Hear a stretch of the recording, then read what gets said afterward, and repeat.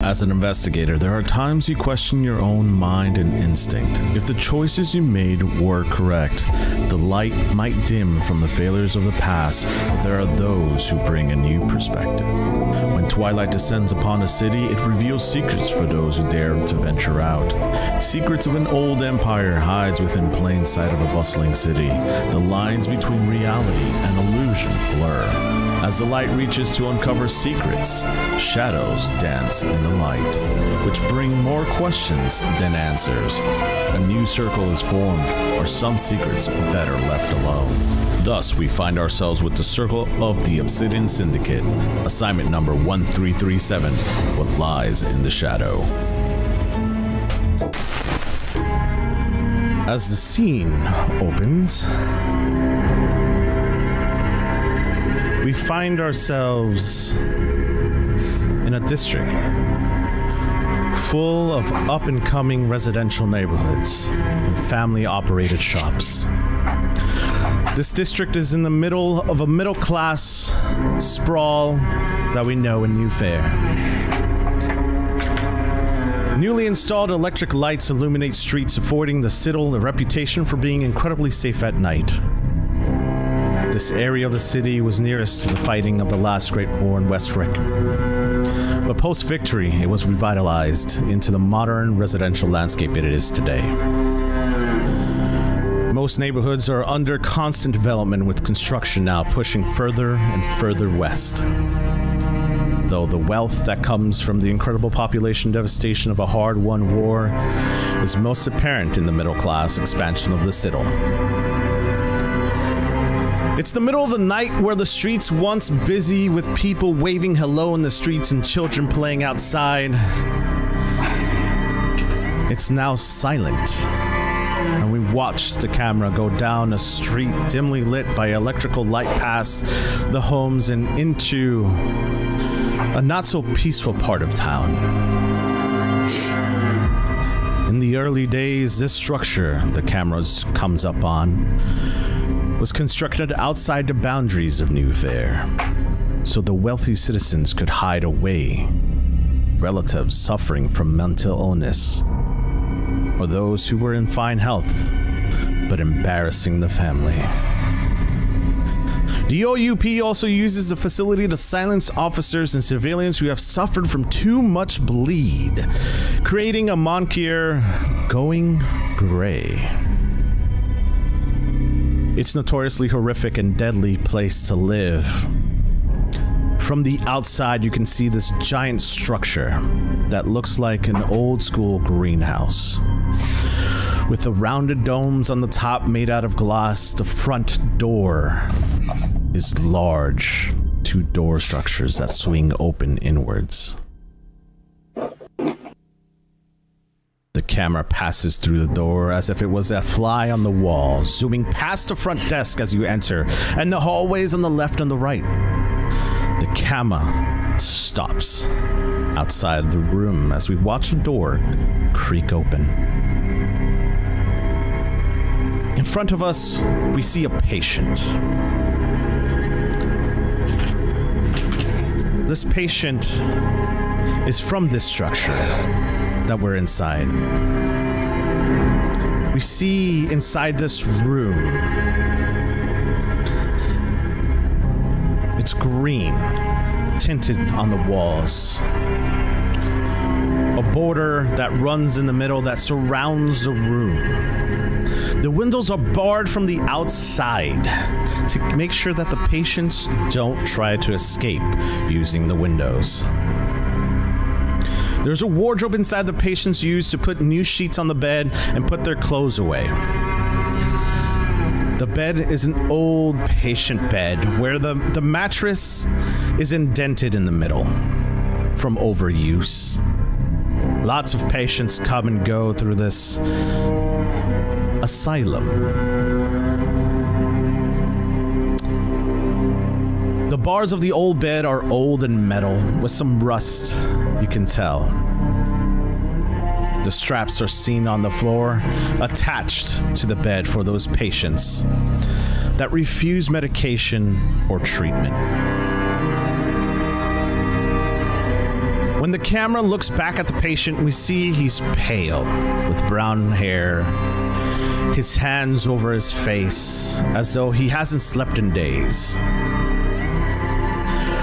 When you take a closer look at him, you can see his hands. The hands are scratched from the knuckles all the way down to his elbow. He slowly stands up, walks over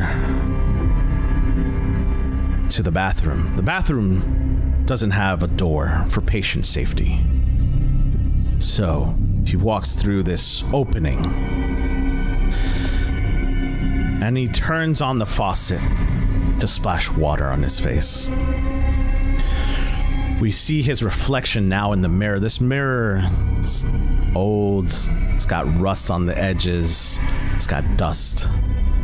His eyes are bloodshot from the lack of sleep, his thoughts all over the place.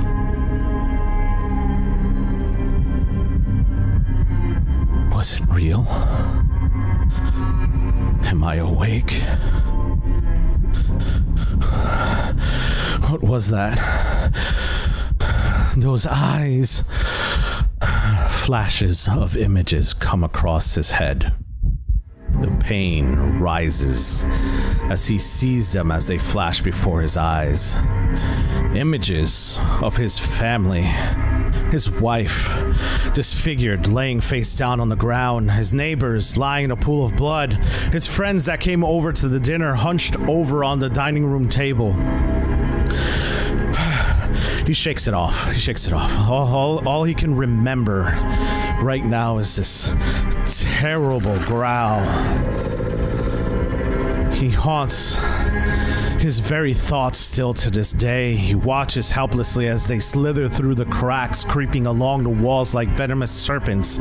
Movement as it was static along the walls, if it was here, but it wasn't. The growl, as if it was hungry, as if it needs to feed. The growl now growing louder, as if it was in the room with him. He looks up in the mirror, he sees nothing. He lets out a breath of relaxation, steeling himself, reassuring himself. It was nothing. Couldn't have been real. Nothing like that exists. The city would know more about this if it was. There's no way this could be real. He looks closer in the mirror to his eyes that are bloodshot red. He's checking his pupils. As he gets closer to that mirror, the camera doesn't focus on his eye, but the camera focuses on something behind him in the mirror, as a shadow that wasn't there before moves across from left to right in the mirror. He turns around, startled.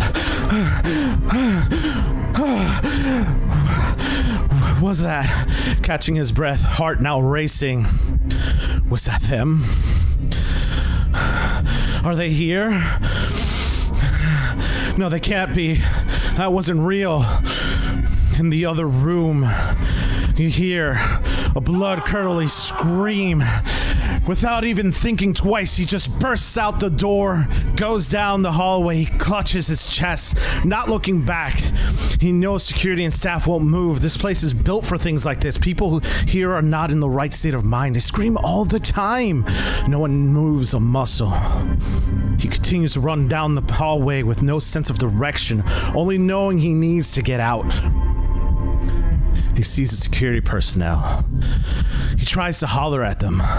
The hallways at night are dimly lit to conserve electricity, so that candlelight is used to move about.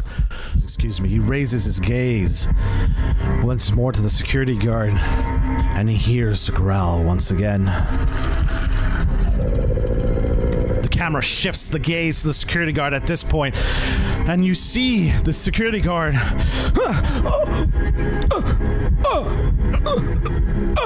He starts to grab at his chest as what seems to be a pointed object pierces right through the middle of his chest cavity. Slowly, you watch the security guard rise off the floor, and as you look at the security guard, his mouth gaped wide open, his chest open, is now being pierced wider and wider as this pointed object is now shoved through his chest cavity, and all you hear is this growl behind him. The security guard gets tossed like a ragdoll against the wall, and this thing that you're seeing, that you're looking at, is dark, and you can't see its eyes, but its movement is static. You watch as this figure, humanoid-like, hunches over to the security guard and starts eating at his flesh, tears off his flesh piece by piece.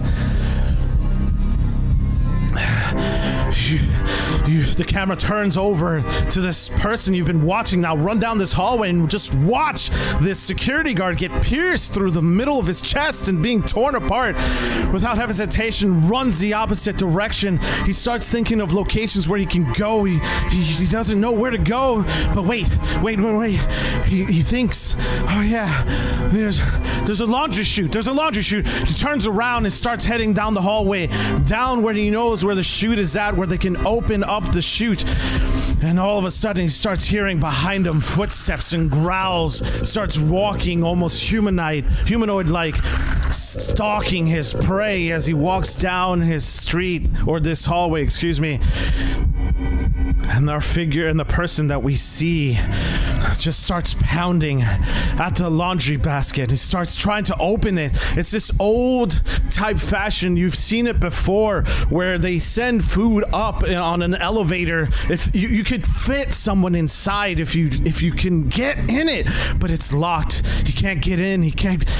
It's stuck.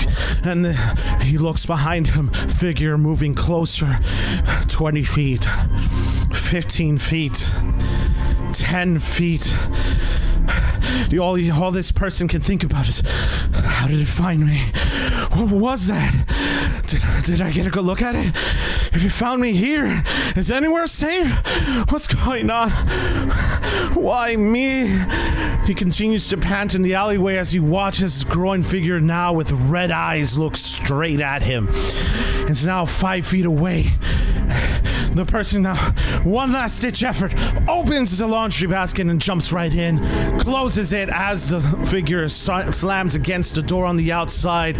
This laundry basket doesn't hold a lot of weight. I mean, yes, it can hold a lot of laundry because it gets sent up and down all the time, but a human person, no, it can't hold. And you see the camera now follow this person go down this laundry chute as it slams onto the ground, and he walks out. The person that we've been watching this whole time just stumbles out, grabbing his leg. Oh, but that thing isn't gonna get him. He goes ahead and starts stumbling now. He knows he's seen people outside of his window come from this direction. He knows there's a way out of this. So he starts walking down this area. He goes outside, okay? He's outside. He starts seeing the lampposts lit with electricity. It's dark. He starts looking. All you hear are the sounds of his footsteps as he doesn't have any shoes on. He's barefoot, running on these cobblestone streets. He goes down the streets and he finds an alleyway. He tries to catch his breath here. And how did it find me? What's going on? He continues to pant in this alleyway as we watch as a growing figure with red eyes appear right behind him, the growl even closer to his ear. As this figure is about to enclose on this man, another person is found passing by with a lamp in his hand. This gentleman who comes in is well dressed, has a black shirt, black pants, shoes shined, and vest, a fedora on his head, a wool coat. It is the middle of the night and it's cold out. The lamp shines down the alleyway at the man we've been watching. The lamp shining brightly in the direction of this man. You can see he has robes now torn. His hands scratched, his face dirty from not watching. The person with the lamp yells out, "Hey, what you doing out here in the middle of the night?" The man we've been watching stands up, sobbing in distress and stress, comes closer to this man.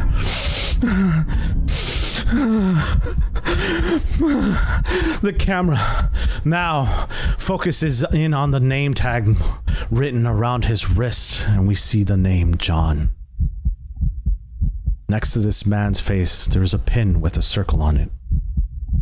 You hear this well-dressed man say, "It's all right. I gotcha." He whistles over for his partners to come by and help this man get out of the cold. He puts his wool coat on John and turns away from the alley. This man's partners take John away to bring him inside. But we watch this well-dressed man shine the light even further down the alleyway. The last thing we hear as the camera shifts away from the alley is the low growl in the distance. And 2 gunshots.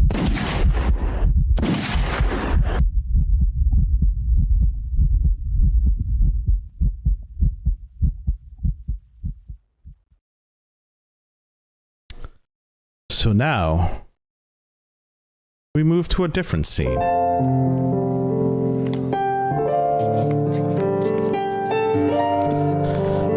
In the heart of South Suffolk, we see a well-lit establishment.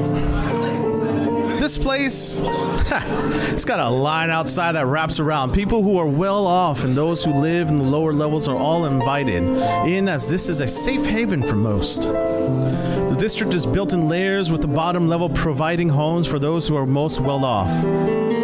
Here, the houses and roads are safely located on the ground floor, and the rest of the city is easily accessible. And the air is the cleanest. The topmost levels are the hardest to maintain and the most dangerous.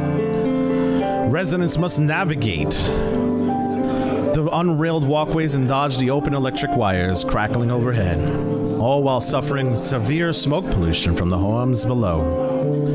The upper Suffolk is no place for the faint of heart or the clumsy foot. Completely different from this scene before, this place is the hustle and bustle of town. As you guys enter through the heavy carved wooden doors, your eyes are immediately drawn to the rich, deep mahogany bar that stretches elongated along one of the sides of the rooms. Above it, a canopy of intricate pattern-stained glass cast colorfully. Shimmering light bounces off of those and onto the polished wood surface where crystal decanters sparkle with promises of fine spirits. The walls are adorned with luxurious damask wallpaper and a deeply burgundy hue accented with a golden motifs that catch the light from the gas lamp chandeliers dangling from the ceiling. These chandeliers, with their swirling bronze arms and tiers of flickering candles, bathe the room in a warm, inviting glow. That ceiling is a masterpiece in itself. Furniture throughout the space is covered in a velvet upholstered armchair and seats that invite patrons to settle in to the night of leisure. Each piece features ornate wooden frames gilded with carved with meticulous detail, offering both comfort and pleasure. The tables scattered strategically around the room, their edges trimmed with leather and their legs similarly carved and gilded. The air is filled with blend of cigar smoke, the rich aroma of aged spirits, and the faint scent of perfume. In one corner of a small stage hosts a pianist whose fingers dance across the keys of a grand piano, weaving melodies that drift through the room like audible silk. In early evening on this day, we see a bartender in the back talking to a crowd around his bar and making drinks, almost putting on a show. We before we get to that person, you do see embroidered on these chairs the name of this location. The name is something that I forgot and I need to look up.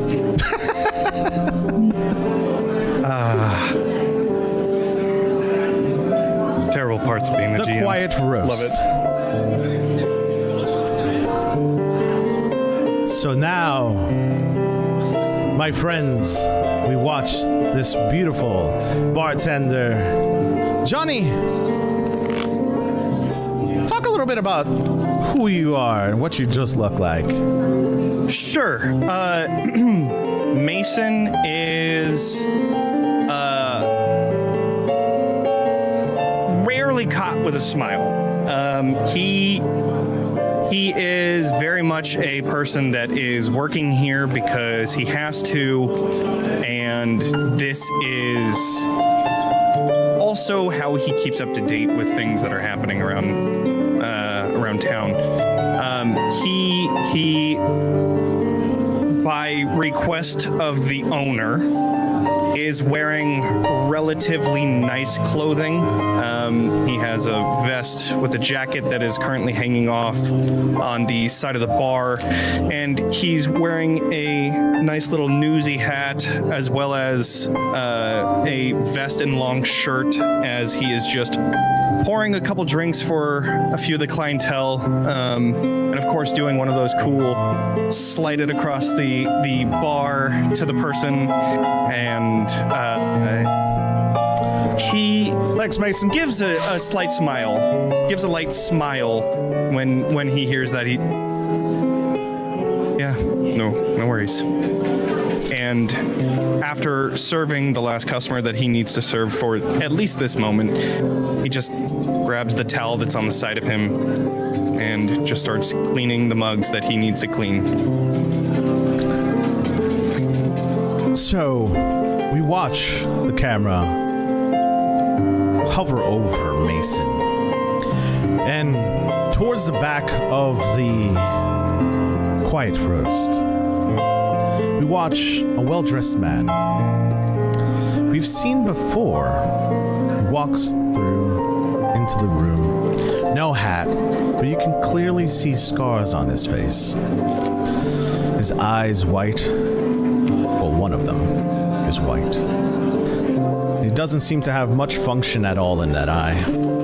And that scar that runs parallel down his cheek. You have another scar on his right cheek. He walks over to Mason. Hey, how's it going tonight? Hey, boss. What's going on? Same old. Nothing much. Yeah, I'm glad. How about you? Things are always the same. If not here, then afterwards, because city needs people. But yeah, I know. How are you holding up? Same old, hanging in there. He kind of walks over around the bar, kind of sees that you're cleaning, grabs one of your cups. I've always taught you, as he holds up the glass, that you need to let that shit out. You can't bullshit a bullshitter. All right. I appreciate it. No, I'm here for you. And he purposely looks up the glass, sees there's a speck on it, looks over to you, and you miss the spot and just slides it over to you. Thank you. Take care of it. Yeah. I'm paying you for something, right? Might as well do it right. Yeah. You're paying me for my good looks. And he just slight wink. He pours over a shot. This one for me. And he, out of habit, starts pouring a second and looks over to you. Boss, are you suggesting that I should drink on the job? Puts the bottle down, grabs it, and chugs both of them. Yeah, I should have known better. Yeah, you know why, and Yeah, I know. he just continues to pour some drinks, talks to the other bars. At this time, we watch a buzz, or excuse me, we hear a buzz through the door, and it's a very low, faint buzz. And then you hear, bzz, and a door swings open. And when the door swings open, a big, muscular man at the front door. We're gonna call him Oscar for now. Oscar comes down. Yo, boss, there's somebody outside. He's I don't know. We don't let people in from that age. And in the background, you can hear a little person around the age of 18 trying to convince this big old dude who's about 6'2" to get them inside the bar. Nate the Red. What are you saying to convince this person to let you in?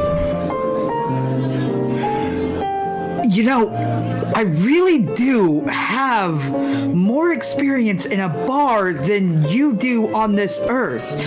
I need to get down there to speak with somebody about a product. Boss, what do I do with this? I don't even know. Like, should I just chuck him out? And you'll see Kaz, who is the person with the scar who's been talking to Mason, kind of lean over to the bar, kind of doesn't see the door, but he just does one of these things. He's like, Oscar, just let him in, brah. Just let him in. Do they have the letter? Mason, did you send out the letters that I told you to send out last week?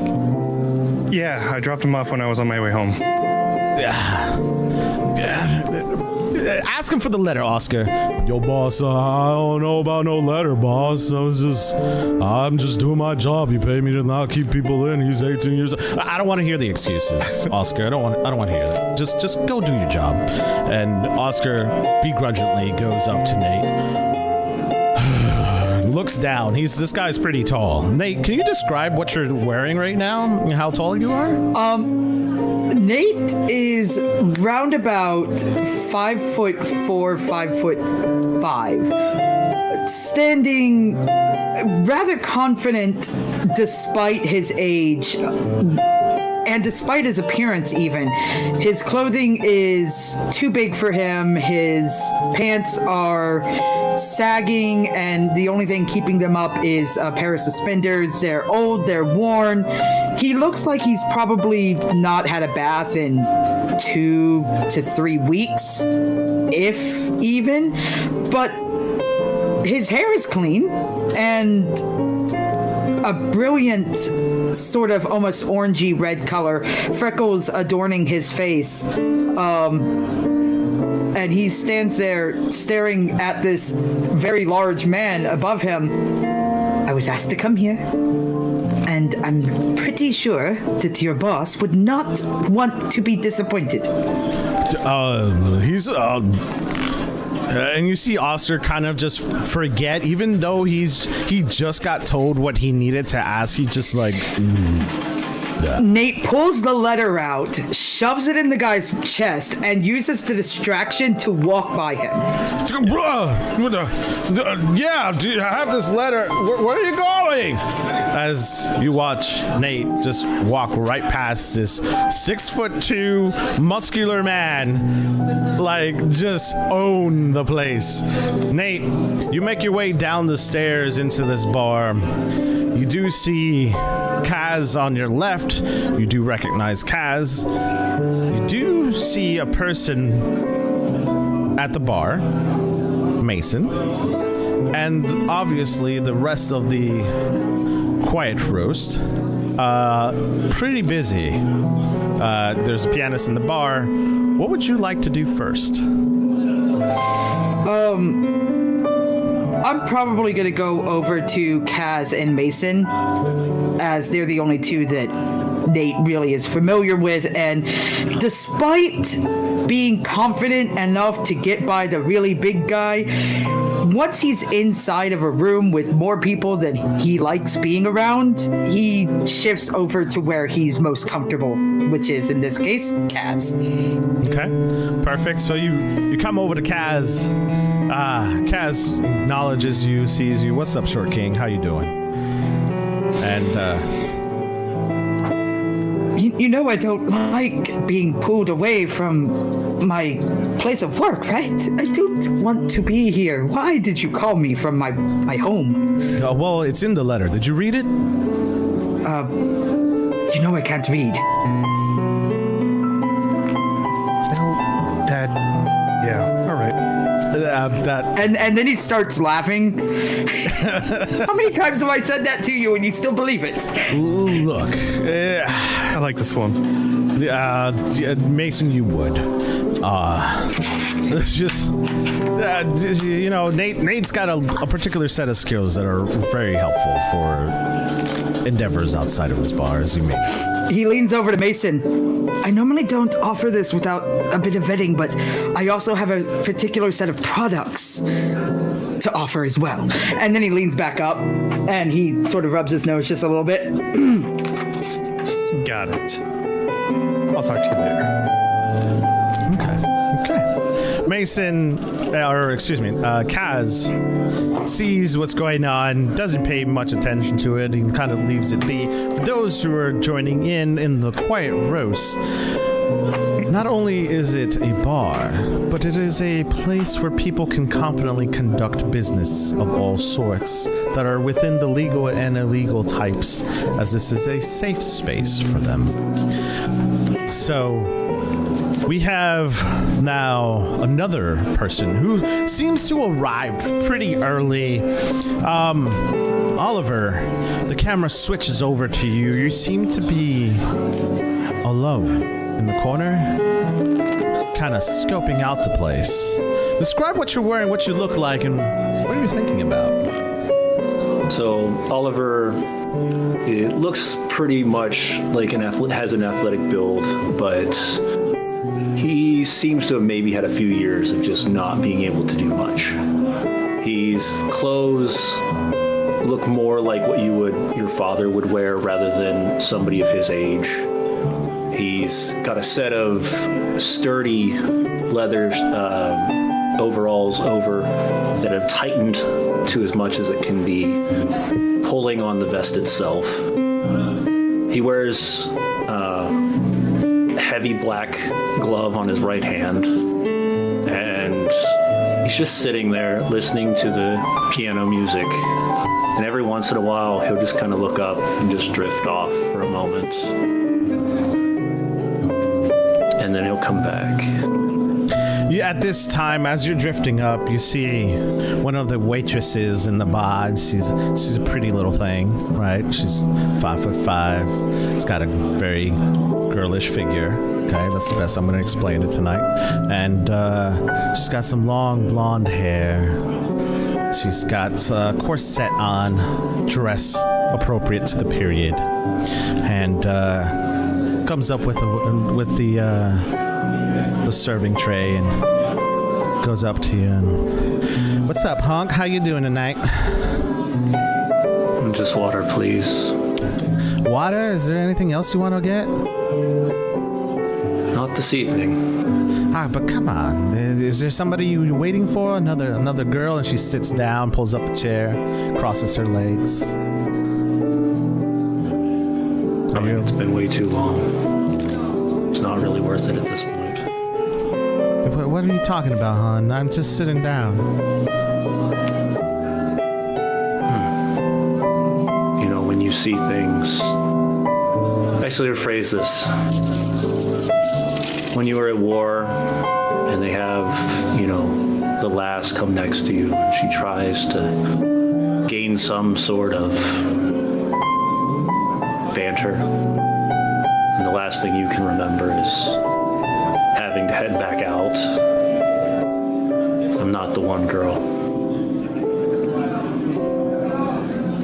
I'm just here to listen to the music and load the boxes later tonight. All right, you don't gotta be a Debbie Downer. Just trying to make us smile, you know? I appreciate it. And he pulls out what looks like a rolled up, very mismatched set of coins, and he says, "It's a little extra for the water." And he places a couple extra dollars on the plate. She grabs the plate, sees the coin, bites into it. Just gotta check, you know, make sure it's not chocolate. And, you know, you're cute if you weren't all so downy. Maybe another night. All right, hon. And she'll walk around and kind of like push in the chair, but you see kind of her like arch and pushes the chair in with the back of her foot so she doesn't really use her hands and moves on. These waitresses, they're very good with their hands and their feet. They know to move around the areas. All right, chat, keep your minds out of the gutter, okay? So then we're gonna go ahead and shift back to Mason. The waitress comes up. The Mason just talk to Oliver back there. Man, that guy, he just wants water. And I'm trying to get him some whiskey or something, but this guy's a Debbie Downer. I don't know what the fuck he was going on about. And she's just hear her yabbering all over this. Does guy? Nate also hear you? Yeah, you guys are in the same vicinity. Which guy? And she turns around, points at the guy in the corner. She's not subtle at all about it either. She's just like straight up points to the guy at the bar. That one right there. One He's the over one. there. That's so good. So she's not subtle at all. And she's just fixing herself, you know, making sure that she gets the appropriate money and tips for the night. So, like, she's got to make sure that she's appropriate. Kaz kind of looks at her and glances and just nods his head in disappointment, as in, like, you don't need to do that. And he's had a conversation with her. Mason, you know this as well, that Kaz doesn't care about the dress up and being nice and pretty. He wants people to be themselves here. So, you know, he's just kind of shakes his head, moves over to you, and just give her the water, man. I'm gonna take this one. I'll be right back. All right. Nate reaches over and grabs your hand real fast and slips a small package in there, just in case. Jeez. He winks, puts it in his front coat pocket, and then walks out with a tall glass of water for our patron. Here, I heard you wanted water. I'm sorry. I saw you walked in. You look very familiar. Is it your cook, right, Boomer? Is that right? Nobody's taught me that in a couple years. I take a seat at the other side. I don't know if you remember me. I got out of the war pretty quick. I'm Mason. Miller. Sorry. Last name Miller. I was a sergeant. I think I was your sergeant. That's a shock. I haven't. Yeah. I mean, last time we saw each other, we were just, you know. Yeah. Yeah. We don't have to talk about it. It was a long time ago. War. I stayed in a couple more years after everything had happened in the war, and then they said they didn't need me anymore, and I've just been kind of grabbing odd jobs here and there. Your boss told me, you guys need some boxes lifted here, cleanups at the night, and gives me enough coin to at least have a decent time. All right, well. But it's been rough. Yeah. Yeah. Well, I better get back. He's gonna kick my ass if I'm away for more than a minute or two, so it's good to see you. Mason, dear! Come here! Mason! And then I'll just step up and start walking back over to the bar. Yeah, what's up? Honey, I was gonna take the water myself. Come on. Listen, I don't think Oliver over there is trying to have a long chat about anything, so like just maybe cool it on his table. Whatever. She brushes you off and walks away. At that moment, we hear some stuttering and gets a little bit quiet in the bar. But it feels like the eyes turn towards the door. We see someone with stature. Someone who comes from a very long line of family within this area. Well known, well respected. A doctor of some sorts. We see Dianatha walk through the door, book in hand, I'm assuming. Probably buried deep in it. Dianatha, what are you wearing? Diantha is wearing a very well tailored button-up collared shirt, rolled up to her sleeves, rolled up to her elbows, and a high-waisted orange, again, very tailored to her skirt, and a blue tie. All of these things look very simple, but if you know what you're looking at, they are tailored to her and actually made out of very fine cloth. And she's got her hair pulled up in a way that clearly she could not do by herself, as she is entering this space that I'm having a feeling that she's never been to before. Kaz sees you at the door. What's up, honey? How you doing? Welcome in. It's nice to see you. You finally come into my establishment after I've been inviting you for forever. Yes, I've gotten, how many letters is this now? 4, 5? Oh, you don't gotta put me on the spot like that, hon.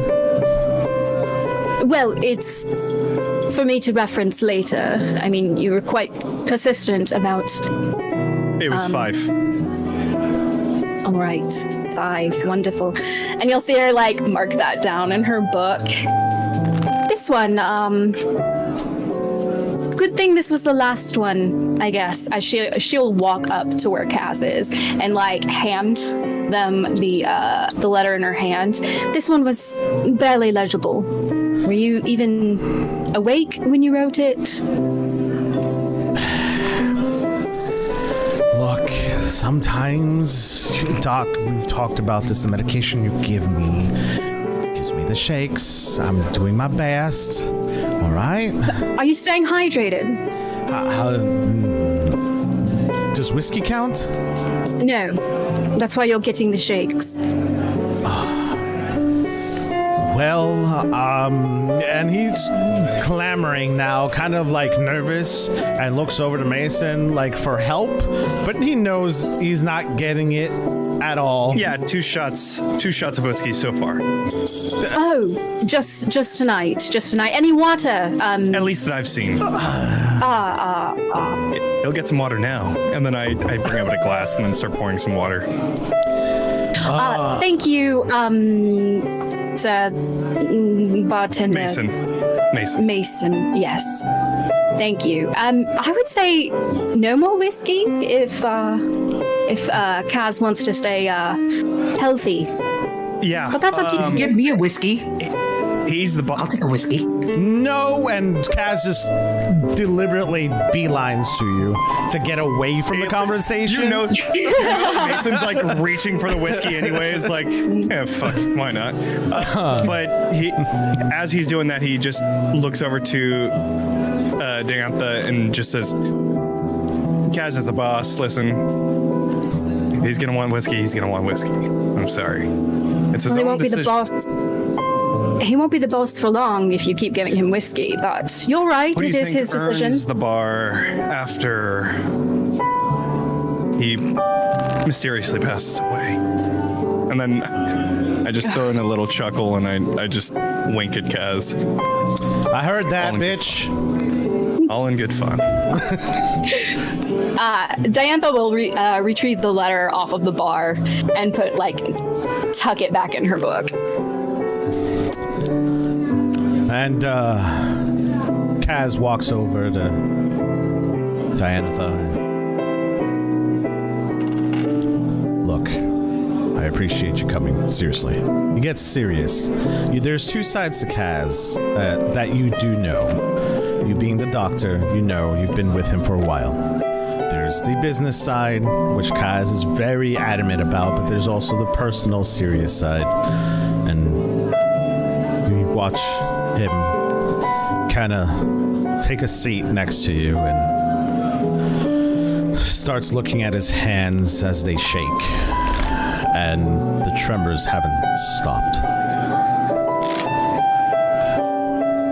I'm doing what I can.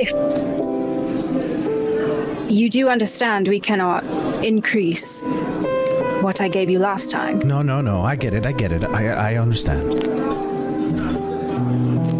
It's just they're not getting better. For a while, it was good, but it's just I don't know if it's old age or I'm losing it. I don't know.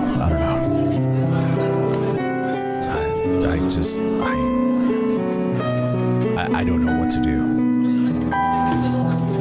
If it gets worse, let me know. It just depends on how willing you might be to possible alternative therapy. I don't know about that, Doc. Yeah, well, and you kind of see him kind of like get a little nervous and a little fidgety as you mentioned that, and he stands up and he's like, I appreciate you, Doc, and thank you for coming. And did you read the letter, though? Seriously? I did, all 5 of them. All right, I appreciate you. And he puts his hand on your shoulder, does a little love squeeze thing. I don't know how to explain it, like a little love squeeze, but not necessarily like, it's just kind of one of those grabs on the shoulder thing. Yeah. Reassuring squeeze. A reassuring squeeze as he walks off. The bar at this time is starting to empty out. It's getting close to close. It's about a couple stragglers. Your normal people that are in the bar, the stragglers. However, the 4 of you are still in. You watch Kaz just kind of shoo the other people out slowly. And he finally gets everybody out and turns to all of you.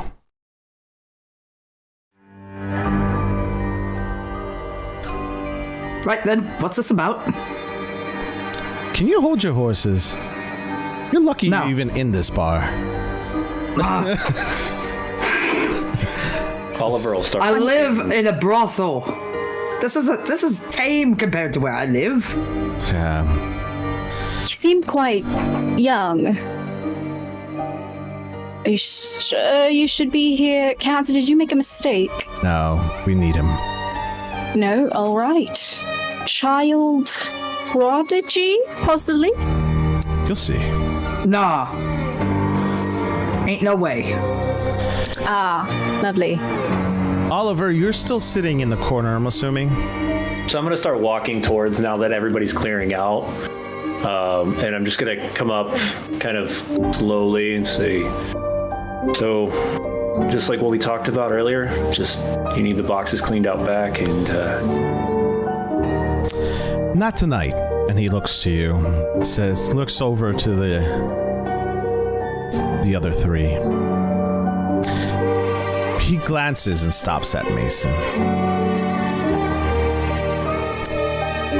He thinks about saying something, but he holds his tongue, stands up straight, and this time you see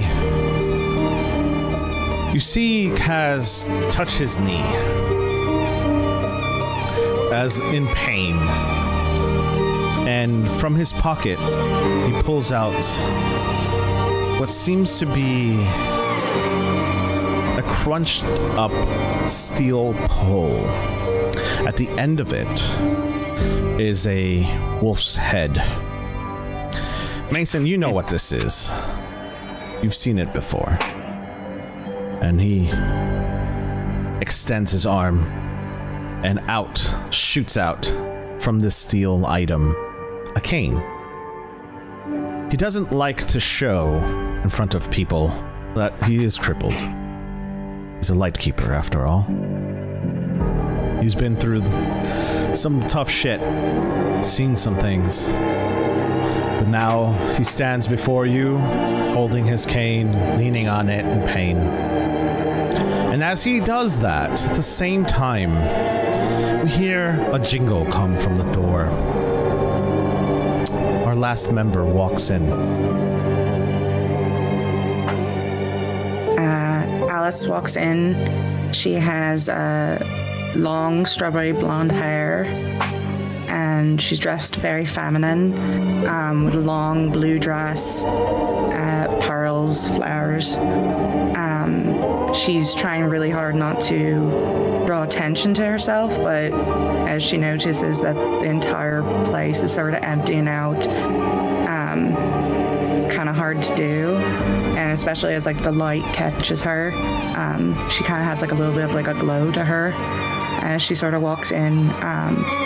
She glances very quickly at Mason, looks down, then looks over at the good doctor and Kaz and sort of immediately like shuffles over to them. Evening, everybody. Mason immediately grabs onto the tip little container that he keeps on the bar, and then he goes and finds a table out of sight. You watch as the camera follows Mason off into the distance. It kind of gets unfocused from him and moves over to Kaz as you see Kaz kind of hobble over to you and just grabs onto his cane and you made it. I see that you've gotten my letters. I did. Did we have to meet here? Yes. All right, Kaz. What about it? Well, What is this letter you're talking about? I'm just here for a job. he looks over to you, Oliver, and says, "You've been showing some promise. I'd like to extend you another job. This one pays well. We'll take care of you. You've been earning your keep here, and I've been keeping an eye on you. I think..." And you see him kind of look down and point towards his eye, and he goes, "We may not all wear scars on the outside, But on the inside, we have something deeper that calls to us. I see that in you. He brings his left hand over to his right hand and just kind of rests it on the forearm of his right hand. This is something that we here at Candela like to say we like to keep the creatures at bay. You all are here with a particular set of skills, and he looks over at Alice. You've been working for me for quite a while. I think it's time you take a leadership role in this. She like grabs Kaz's arm and like whispers, "Are you sure?" You're never going to be ready if not now. I guess if Diantha's here. All right. Trust me. All of you know me. All of you've known me for quite a while. I wouldn't lead you into anything that I don't think you can't handle.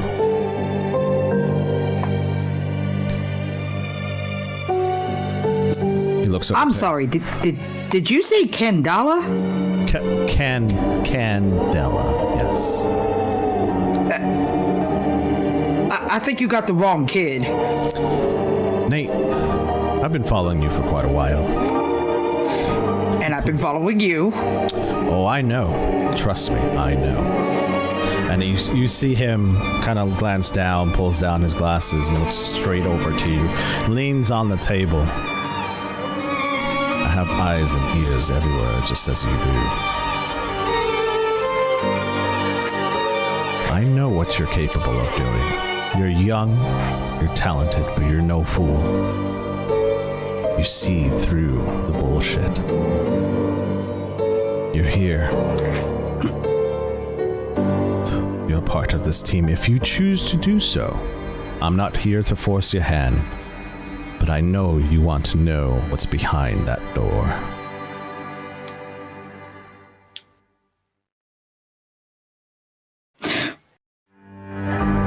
I mean, if it gets one more tick off of my wall, then yeah, I suppose I do kind of want to just kind of...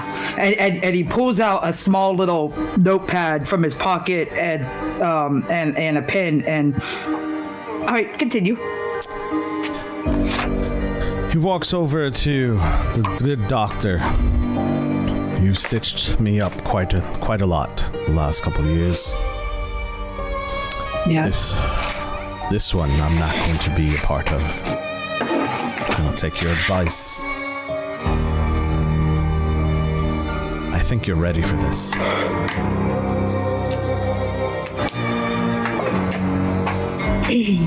And what is this entail? As you question that, he looks over to Alice, shakes his head a little bit, stares over to Mason. Whistles over to Mason. I wish I could whistle right now, but my mouth is dry. Anyways, good enough for me. All right, whistles over to Mason. You know that storage area down below? Yeah. Yeah. Go ahead and bring him up. Yep. All right. And Mason is going to go down. He's going to grab what Kaz is requesting. And as he comes back up to the bar, of course, where Alice is standing, he'll just set everything down on the bar and then just kind of look over and, hey.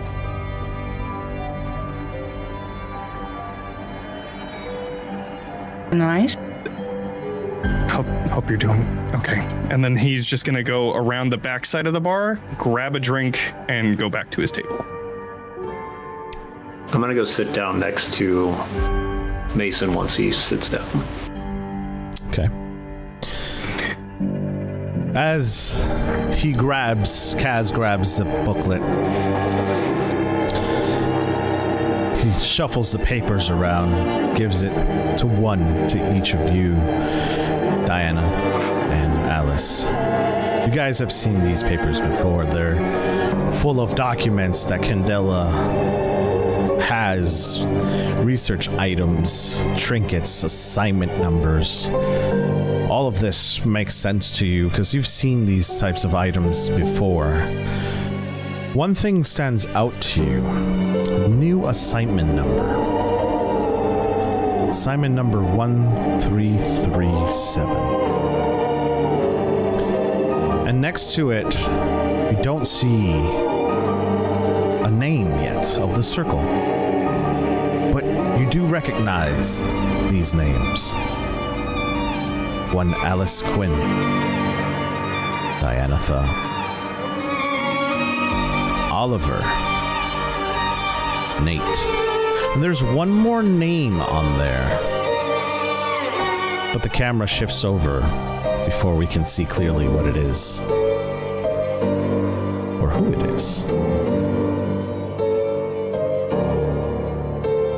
He looks up at the both of you. You understand this assignment.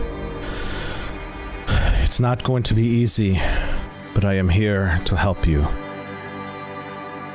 Something terrible happened last night. I was there at the nick of time.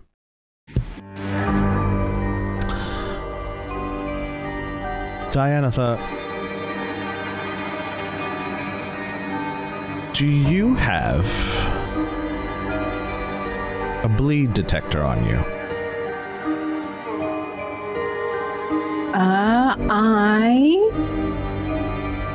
I would. Okay. What is a little spyglass in her pocket. What does this bleed detector do, and how does it look like? So it is a small spyglass or other mechanism that allows investigators to perceive the evidence of phenomena. So hers, I would say, it is actually engraved really ornately, and the shift, which only she can kind of see, is the glass in the middle turns from like being able to see through it, like magnetic, like visible, to like a slight blue shade. So if you're not paying attention to it, like, you don't notice it. Okay. Alice, you've chosen the path of the occultist. How would you know or feel the presence of bleed? It's probably something more personal to her, but to everybody else, you would just see her stature change a little bit. But there's definitely a presence in her that recognizes when bleed's around. Okay. I'm going to ask both of you to do the first roll of the night. I would like a sense roll. Here we go. Oh, boo. Okay. 3. So since I don't have any advantages for this and I don't want to burn anything, do I just do roll D2?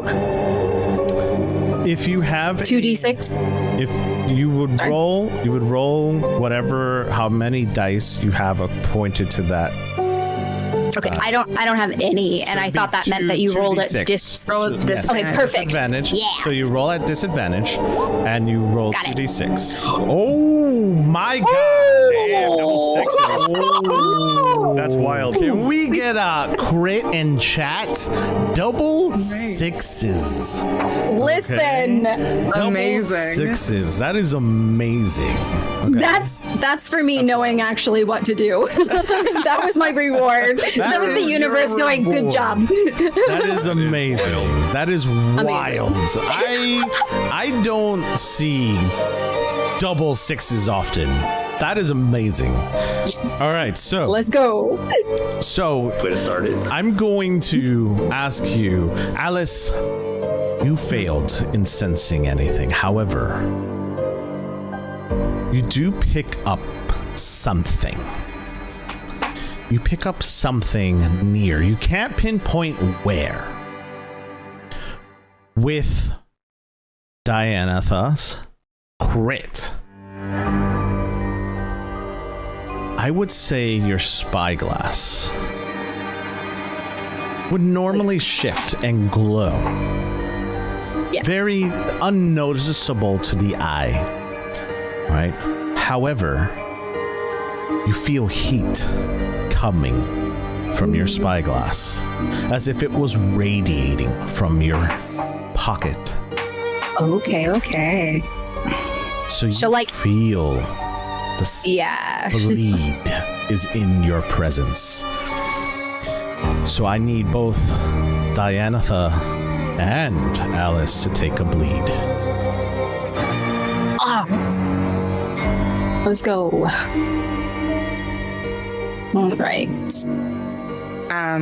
When that happens, you guys will just see that Alice sort of gets real stiff for a moment. It goes very quiet, and there's some deep breathing as she looks around, looks a bit confused for a second, and then it's gone, and she looks more relaxed again. I think when Diantha feels the bleed, since it's her being in more presence of this magic than that she's not used to, she'll feel the burning of the spyglass, but then she'll actually get this twinge in her head, and she'll drop her journal unintentionally because she's never felt that before. And she'll have to scatter to pick it up off the bar. The sound of the journal. Would help you and stuff. At the sound of the journal, Mason's gonna pop out of the table just to look and make sure that everything is okay. And then once he sees that it was just the journal that fell, he'll just come back to his seat. At the sound of the journal, Nate stops trying to get himself a bottle of whiskey. He's crawling over the counter and When you see the camera shifts, right, to Nate hunched over the bar, both hands trying to get to where the whiskey bottle should be. However, Kaz is going to, with his cane, grab the back of your suspenders and pull you off the bar and sit you straight down into the chair. Love it. I'm sad. That wee one's gonna be a bit of trouble. Yes. Come on. I told you guys, he's got a skill set that y'all gonna need. And he hops over to, again, the ladies. I need you, both veterans, to this organization and to the things that we see bump in the night, to take these. And he hesitates.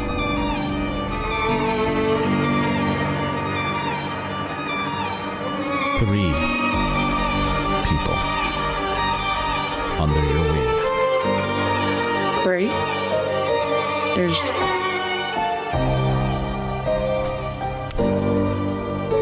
You said you were resting, not you, so who is the third? You're right. I am resting.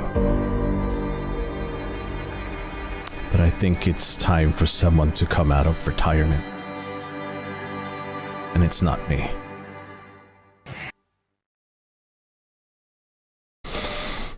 There must be some really fucked up shit if you're gonna be asking me to come back.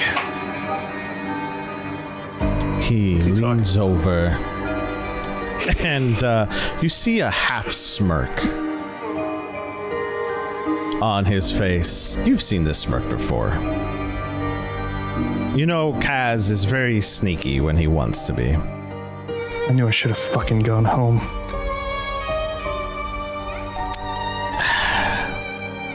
Aaron, I'm gonna look over to Oliver and I know we were gonna. We'll talk later. You're gonna want to hear what he's gonna talk about. Did you know about this? I had my suspicions. I didn't know that you were involved. Honestly, I didn't know that I was involved, so. Look, and I've got your back. he turns to both Oliver and Mason. Look. And he directly looks at you, Mason. This time, you see him straighten up his leg as much as possible and lets go of his cane, watching the cane fall flat to the floor. Mason, I can't do this anymore. You've been under my care for 2.5 years. I've watched you grow. I've watched you expand and become the man that you are today. Nothing can get in your way anymore. Trust me. Those sounds. We'll find out. My boy. And you see him kind of drop a little bit. Picks himself a little bit up. Yeah.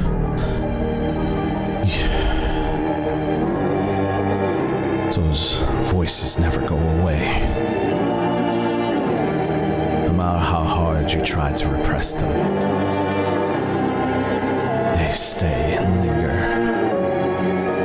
But you are stronger than that.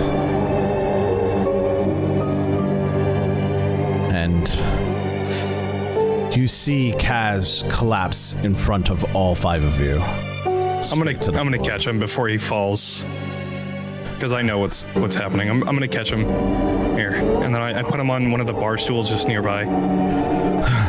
All right. I don't need to get all theatrical. I get it. Not this time, buddy.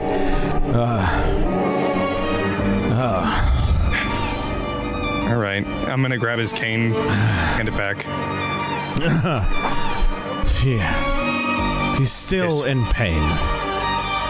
Looks over to 05. Just one? One. It's more than I need. Okay. Looks Takes a over. big swig of the drink that he has.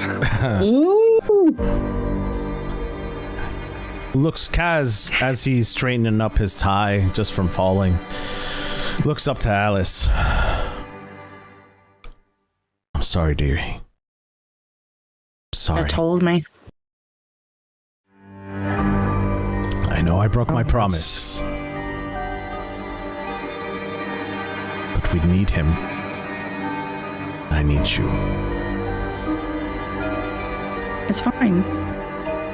We can make it work. It'll be fine. I know you can. And he just collapses. You just watch as this man's body is starting to collapse in front of you. He's sitting in his chair. Shouldn't have Should the he whiskey. go to bed? Go to bed. And he snaps at you. I can still go a couple more rounds. Not at this point, unless And she's gonna like reach around in her bag and like in some of her medical equipment, she'll like pull out like a poultice, a couple different ones with some different herbs in it. These do nothing for him anymore. Unless he chooses to do a little more extreme things. No! It's not I much told how you. to do. No. No. I am only trying to help. I know. Have you by Sorry. any chance tried perhaps the plants of the gods? No. What? No. In a medical term, what do you mean? Scarlet? Scarlet. Listen, I know that we have a bit of an understanding, but Kaz would never. Is that rogue? I don't think so. At this point, you see sweat dripping on Kaz's face as he's in extreme pain.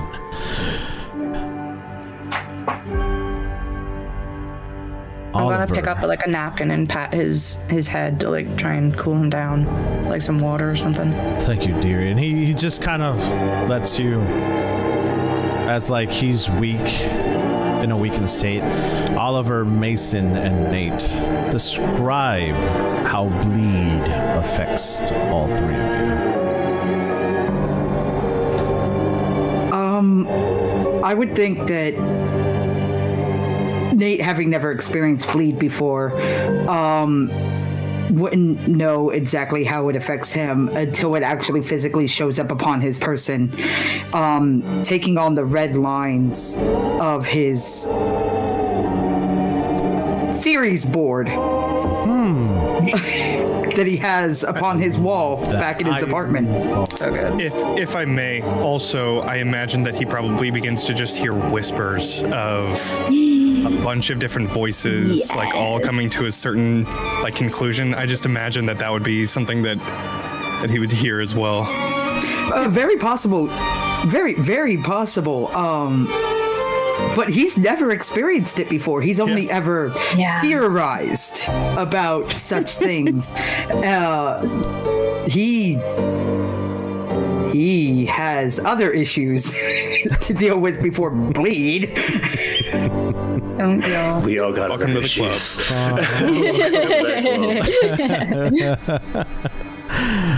All right. Who's next? And the lines would, of course, be red. Of course. So Perfect. Oliver's is very subtle. You watch him as he kind of tenses up a little bit. He reaches for that arm that's covered in the glove and just holds it and goes quiet. And it just looks like he's just biting his lip to the point where almost blood is dripping down his chin on how much pain he's in for the very short period of time.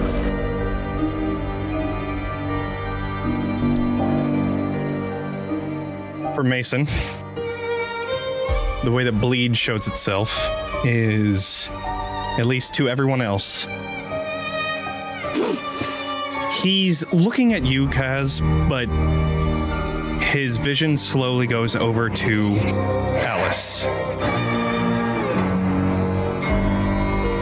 And he is just dumbfounded. He's just staring with the blankest of faces. That almost resembles terror. And he just starts breathing a little quicker.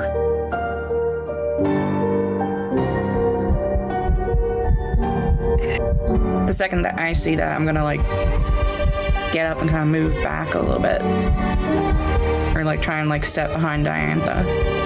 Sorry. Pours another drink.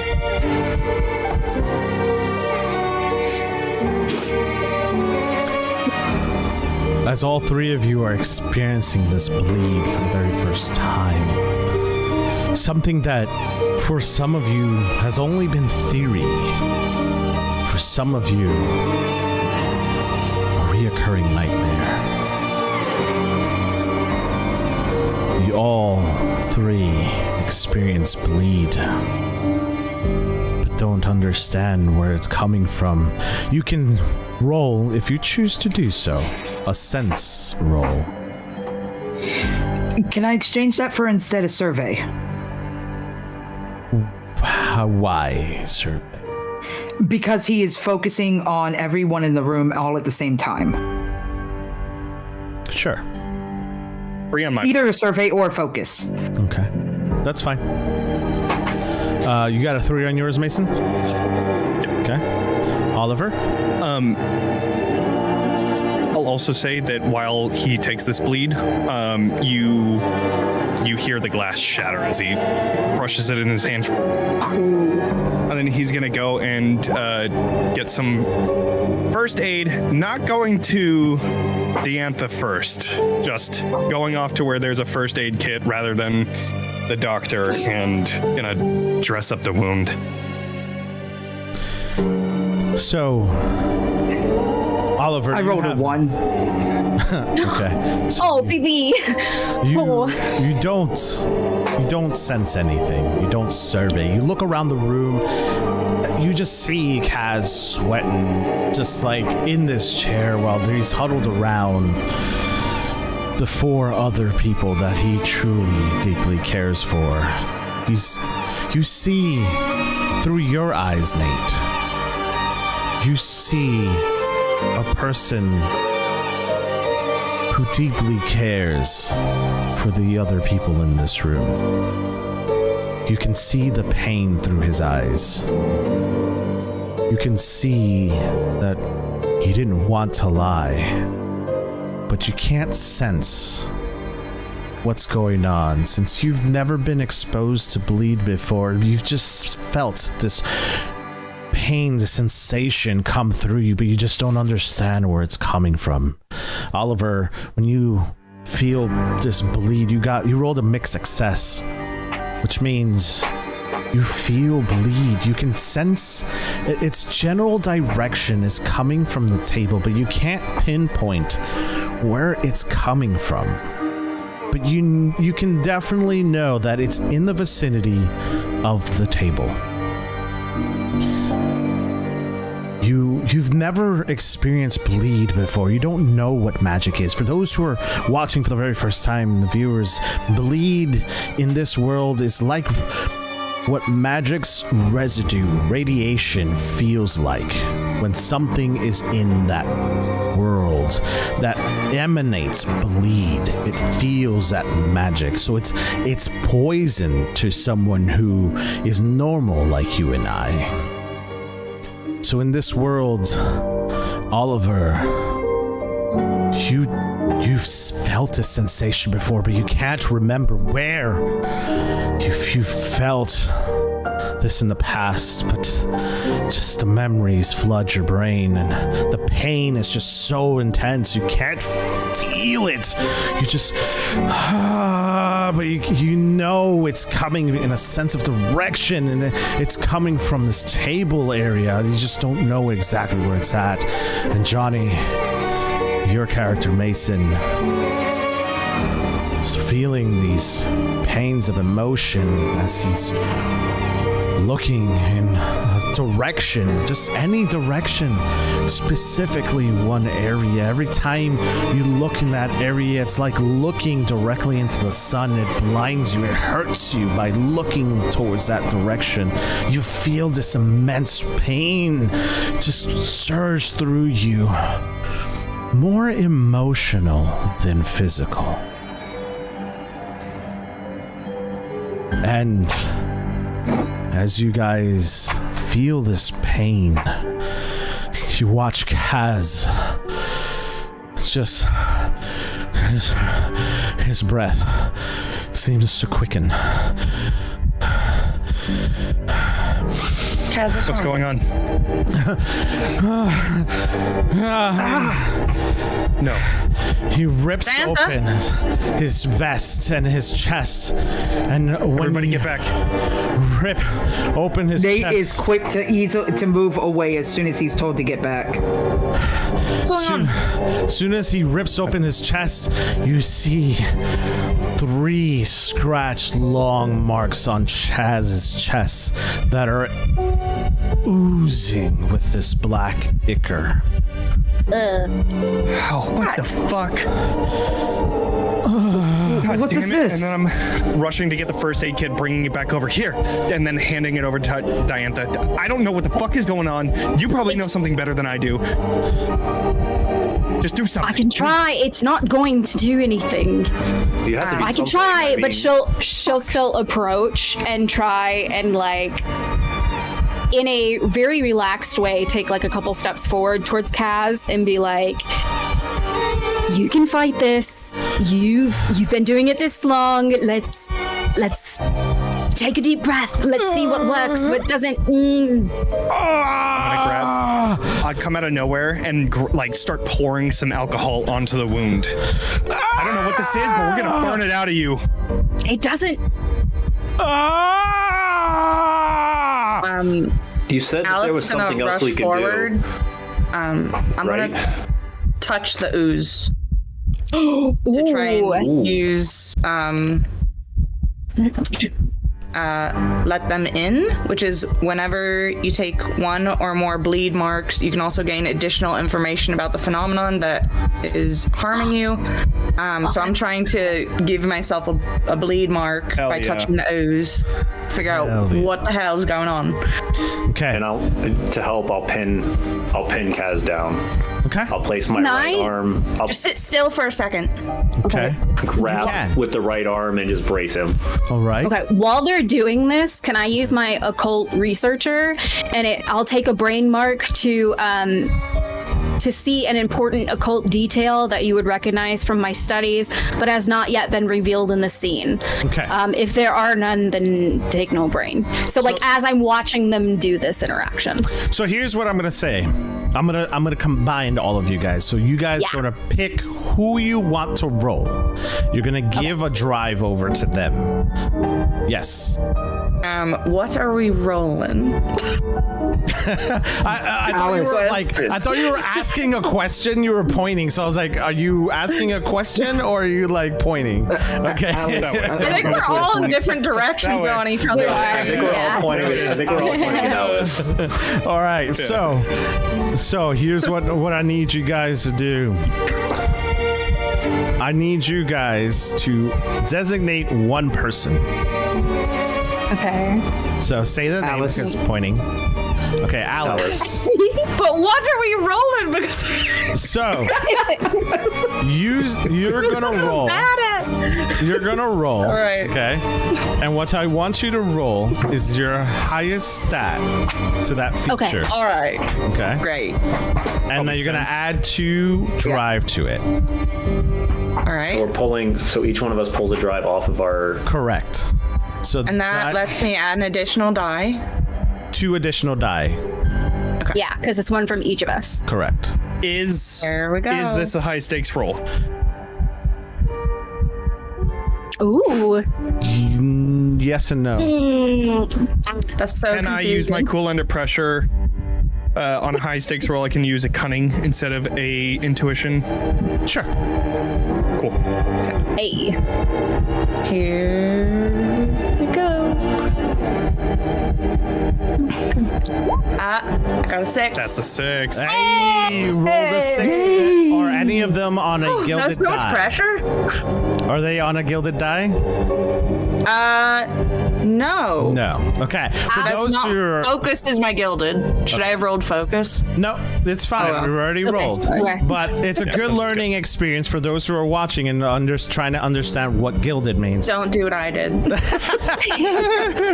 it's great. great. You got a 6. Yeah, that's fine. It's a mechanic within the game that you can basically use your gilded roll and retrieve that gilded or drive back. It gives you that ability to get a drive back into your particular sense that you're rolling, which is great. But, to be fair, I haven't used a. and that's okay. Intuition yet, That's so- okay. Yeah. So that's fine. You rolled a 6. It's a success. So tell me what it is that you're trying to do when you touch this ooze, this black ichor coming out of. Alice is trying to figure out what the source of it is so that maybe she can do something to help Kaz and stop it. Okay. So she's doing it purely to be like, what is this? Tell me what you are so I can get rid of you. Okay. All right. So, as you touch this black ooze, right? We have Oliver. You said you're restraining Kaz, and we have Dianatha, who's trying to go in and looking through her medicines, right? And Mason, you're cool under pressure. You're calm, cool, collective. You've done something like this before. Pouring the fucking alcohol on the wound. Let's do it. Pouring the alcohol on the wound. Like a shot, like the exact shot measurements. Like you Exactly, yeah. you watch Kaz and Nate, you're standing back. Yes, Nate has jumped back. Wide open. So we're gonna see this from the perspective of Nate. The camera shifts behind Nate. We watch as Nate's facial expressions widen in almost excitement, but also fear for the first time. A little bit of fear. A little fear that something has said, something was said to me, and I didn't realize that this could happen. This was supposed to be all fantasy and not real. But you watch as now in agony and pain, you watch as this body, Kaz's body, just arches his back as he is kind of lifting off of the chair, as you watch Oliver and Mason struggle to pull him from jumping out of his chair. What the fuck? Hold him. Yeah, all right. Throw the alcohol bottle, shatters on the side, and then grabbing him and pulling him down as well. He is in pain. The camera shifts to Alice. Alice, you touch this black ichor. A shot of electricity shoots through your body as you touch it. Memories flash before you. You see a body, two, a disfigured woman. You see blood pool. You watch as this person gets shocked, pushed back in. You see a face through a mirror, a figure passing through. You watch as this person runs, and these are all just disheveled memories. They're coming at you in flashes. You hear a loud scream. All of this is just racing through your body. You hear 2 gunshots. And an explosion.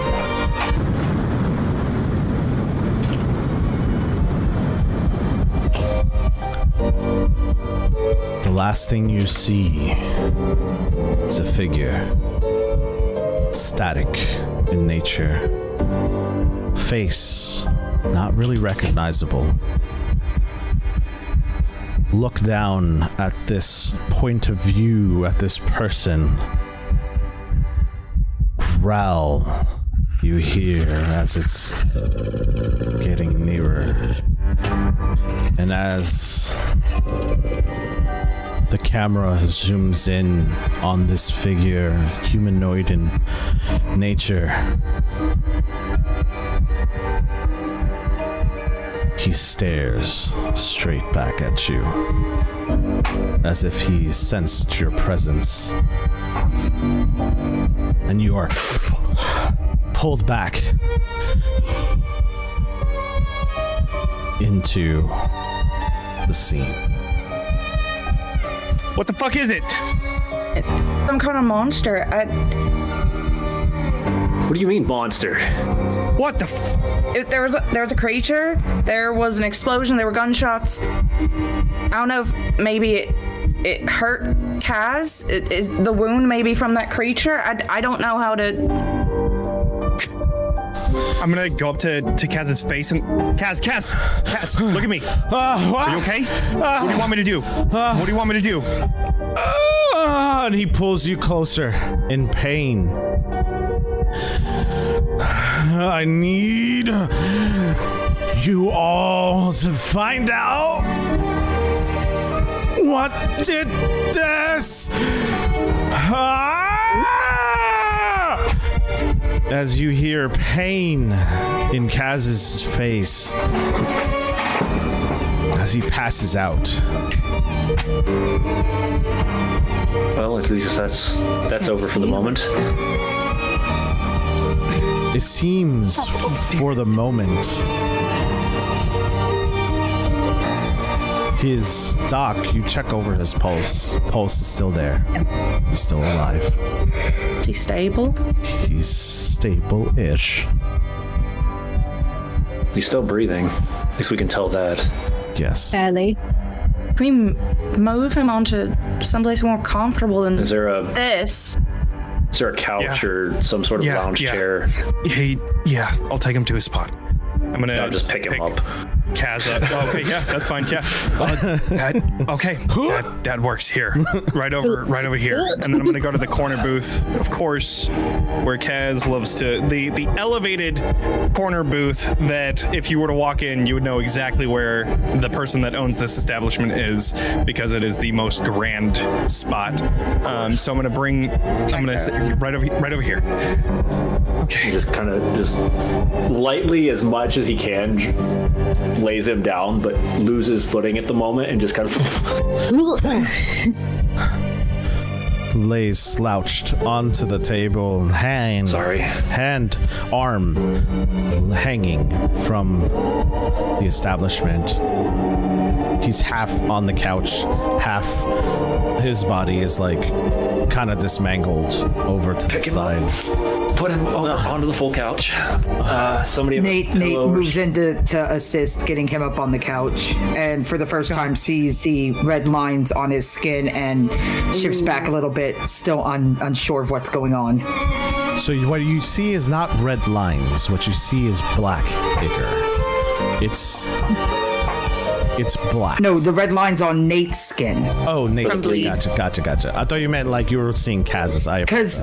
No, because his clothes always sort of cover his hands in every single way. So when he moves up to actually do something with his hands, he sees the effect of the bleed and is startled and steps away from Kaz entirely. Here, Nate, come over here. Just come sit down. Just make sure that he doesn't fucking die, please. Yeah. I'm gonna sit down with Nate. Okay, what you just experienced was bleed. That's what it's called. Yeah, Kaz was in the middle of telling you something, and then I fucked it up like always. What they do in Candela. They go out and they search for these magical effects, these phenomena. They try to contain them. They try to make sure that they help the people of Newfound. But with that comes consequences and danger. Now, I don't know who you are, but Kaz does. and he's vouched for you quite a bit. So, I don't know if he's given you this choice. If you want to be here, if you want to try and help New Fair, then we will take you and we will have you help us find whatever did this. If you don't, that is fine. I can take you to the front and you can just go. You know, magic isn't supposed to be real. I always theorized that it was real, but I know. But to actually see it, it's all a little bit frightening. Yes. Yeah. But also seeing it is frightening, and all I can think is, well, I don't want my wee sister ever seeing it, so I suppose it's probably best that I do help. Okay.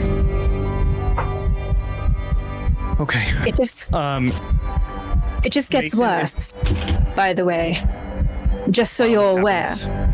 Mason's gonna go around the bar and then pull out one of the drawers where one of the Candela Obscura pins are that Kaz always keeps on hand, at least, while you're talking. Okay, yeah. Being close to this, if you can send your sister somewhere, a different neighborhood, oh, she's in the mountains. Something. Oh, all right. Well, mountains. Where do you think I get the scarlet? I'm not going to ask. I'm just. Scarlet.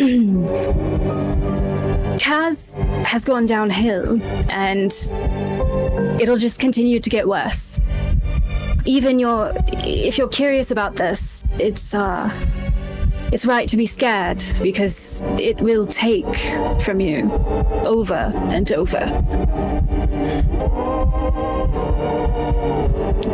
Well, I'd rather it would take from me instead of my sister, or my family, or even any of the girls at the Divine. So I suppose it would be best for me to take on this burden, but...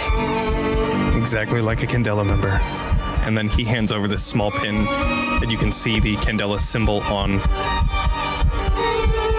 Have this on your person whenever you're on an investigation like now. And those who know, know. Those who don't need to know. Candela is secret. Like you said, you only thought the magic was a theory. A very good theory. Keep it that way. Let's see why Kaz brought you here. And then he hands the pen over. Nate takes the pen and looks at his very baggy clothing and then opts to stick it on one of his suspenders because that's the only thing that isn't going to move around a lot. Can I have some whiskey now? Just a little bit. Absolutely. Yeah. It's that or I do the Scarlet. I'd rather not do the Scarlet right now. I feel like I need my wits about me. You know. I'm glad I kept mine on the side for a little bit. I should have gone home. Should have gone home. Should have never walked into this bar in the first place. I'll drink to that. Okay. I have a question. When I had the vision, did I recognize the place at all? Where it happened? Like, do I know where to start looking? No. Was there anything in the papers about an explosion anywhere in the city? I was going to say the papers as in the assignment that we were, like, the paper, but that's a cool idea. I really like that. Both. I mean, that's all Nate ever had was the newspapers. Right, yeah. No, that's, Smart. Here's what I'm going to say to all of you. Okay.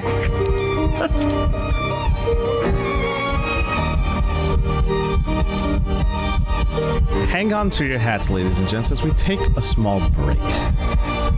And It's a good. Like over here, like what I would is like to go into the house right now? we're gonna take. So, thank you guys so much again for being here, and we'll be back right after this short break.